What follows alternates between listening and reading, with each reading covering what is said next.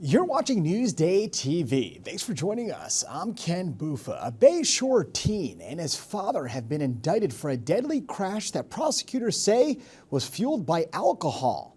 Officials say back in April, 19-year-old Brian August had more than twice the legal limit of alcohol in his blood when he crashed his father's Bentley and killed another driver in Massapequa. His father, Brian Kitchen, is accused of serving his son alcohol before the crash. Both have pleaded not guilty.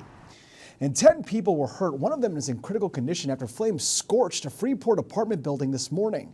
The fire officials say there were no working smoke detectors in the basement where the fire began, and it's unclear if the basement apartment was actually legal. The cause of the flames being investigated. And 2 residents, along with 8 first responders, were hurt in a central Islip house fire you can see here. Now, it began in the lower level of the home on Deach Street in central Islip. Officials say the residents had serious but non-life-threatening injuries. No word yet there on what sparked the flames. And New York City Mayor Eric Adams says he will endorse Andrew Cuomo for mayor after he called Cuomo, quote, a snake and a liar last month. Here is footage of them talking during an NBA basketball game yesterday. Public polls predict Zohran Mamdani will win the race. Election day, mind you, is November 4th. And a taste of Lebanese cuisine is coming to Oceanside. The Naya salad chain has opened its second location on Long Island. The owner says he will also open locations in New Hyde Park in Holbrook in the next 6 months. All right, let's take a quick look at tomorrow's weather. Another gorgeous day today, right? Heading outside tomorrow is also a good idea. We have temps in the 60s, sun and clouds. Of course, we'll have that 7-day forecast for you later in the broadcast.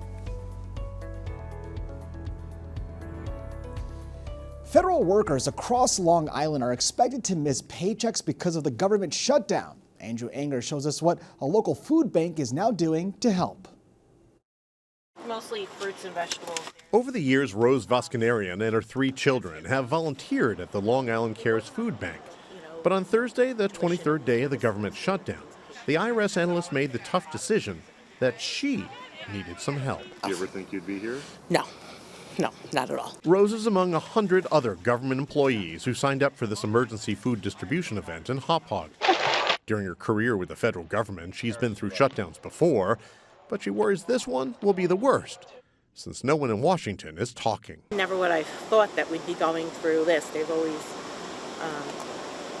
been able to agree. Long Island Cares says the overwhelming majority of federal employees who signed up for help reported they had never used a food pantry before. This is not something people should be ashamed of. This is a real hardship that people are going through because of the shutdown. It's a rough time. Daniel H., he didn't want to give his last name, works for the Social Security Administration and says he welcomes any help while he's not getting a paycheck. It is different, but we don't walk this world by ourselves. Without an end in sight to this government shutdown, LI Cares is now trying to figure out if it's going to need to do more events like these on the island. We're going to look at the families that came. We're asking questions of them. Do you think that you will need to continue to use a food pantry? But if the shutdown continues, we are probably going to be doing this again. Hopefully this doesn't last any longer than what it is now, but we take it one day at a time.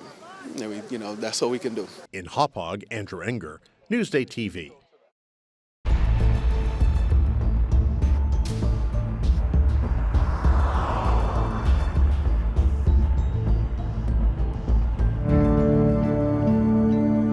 Everybody tells me, my goodness, he had the biggest heart. It's been nearly 4 years since Gina Varela got the news. Her son, Pierre, had been struck and killed by the bus he was trying to catch in Hempstead. I was in shock. I didn't even cry. I didn't even do anything. I was like, I couldn't believe it. Newsday has compiled crash data from across Long Island involving pedestrians and cyclists who were seriously injured or killed between 2019 and 2023. These are the top 5 most dangerous neighborhoods.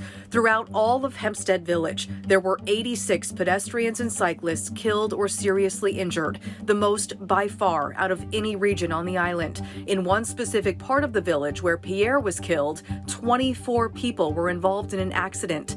Areas in Copeg and North Amityville had 16 similar crashes in that time frame, many along Sunrise Highway. There were 14 in the North Bellport, Brookhaven area, as well as in Hicksville and in Mineola. Every day I see this, every day. Every day I have a flashback. Hempstead Village Mayor Waylon Hobbs says they're addressing the issue by putting up better signage, limiting left turns, and increasing enforcement. We have flashing signs now throughout those intersections, letting people know what their speed is. Experts say part of the problem is the dense population, many of whom don't drive, combined with these busy roadways designed decades ago to allow for higher capacity and higher speeds compared to other villages across Long Island. And of course, one accident is too many. Since the 1990s, data shows every year roughly 80 pedestrians and cyclists are killed on our roadways. Gina is asking Long Islanders to keep themselves safe by wearing bright colors and staying vigilant. As time goes by, I cry more and I remember more, and it hurts the same. It doesn't change. Reporting for Newsday TV, I'm Macy Eglund.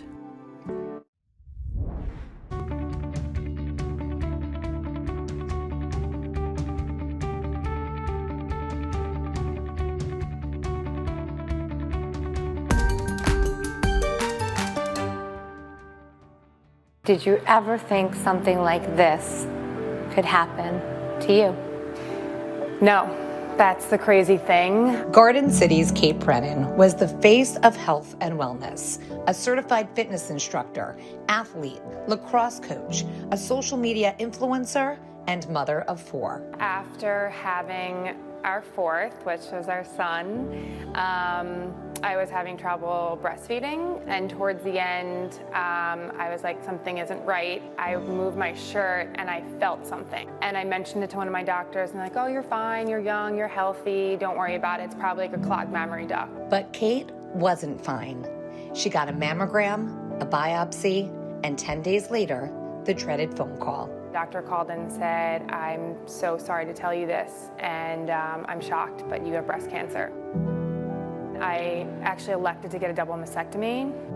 Chemo actually scared me more than the surgeries because I didn't want my kids to see me sick.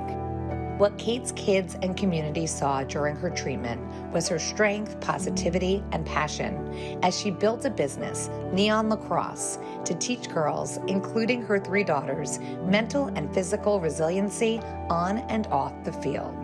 The business, that actually was what kept me going. Why I was literally getting chemo, I was like designing the logo. Our mission from the beginning was we're gonna take this lemon and turn it into lemonade. That was really like our motto with the family. 1, 2, 3, A year ago, I was getting a double mastectomy, and I had no idea what would be in front of me. I think she's very, brave.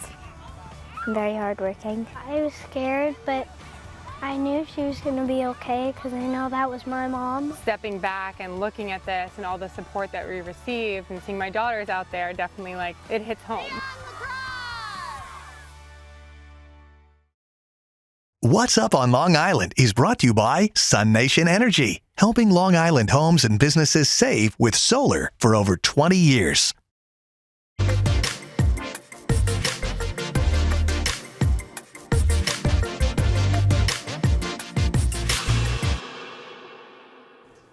All right, here's what's up on Long Island. Film buffs are going to want to check out the Gold Coast International Film Festival this weekend.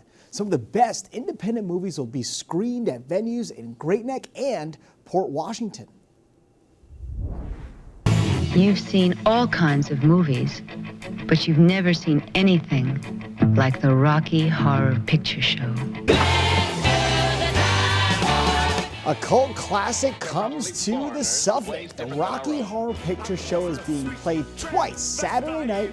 There will be prop bags, specialty cocktails, and a costume contest. I've got sunshine on a cloudy day. Il Divo heads to the island. The classical crossover group will sing by candlelight. It's Saturday night at 8 at Flagstar at Westbury Music Fair. For admission info and more events, of course, click more below the Newsday TV video box. All right, let's take a closer look at your 7-day forecast. And good news, the weekend, well, it looks absolutely gorgeous. We are dry, temps in the 60s or near 60s. Next week, we're gonna get some rain, but let's not pay attention to that right now. Friday, Saturday, Sunday, head outside. Long Island weather is brought to you by PTRC. For more on the stories you've seen here today, head over to Newsday.com. Click Get More below the Newsday TV video box. I'm Ken Buffa. More news coming up.